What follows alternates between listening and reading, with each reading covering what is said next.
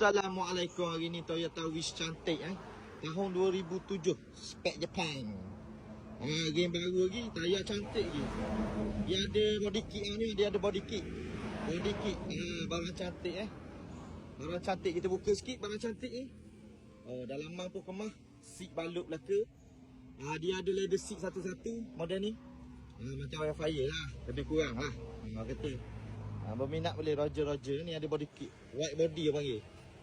Ni cantik, Wish cantik. Berminat cepat-cepat. Leather seat, siap balut, siap belaka dah. Seat satu-satu mantap lah abu. Tengok barang ni. Ada duit belum tentu ada barang. Barang ni tengok. Dalaman siap ada Android player. Dalaman pun kemah lagi.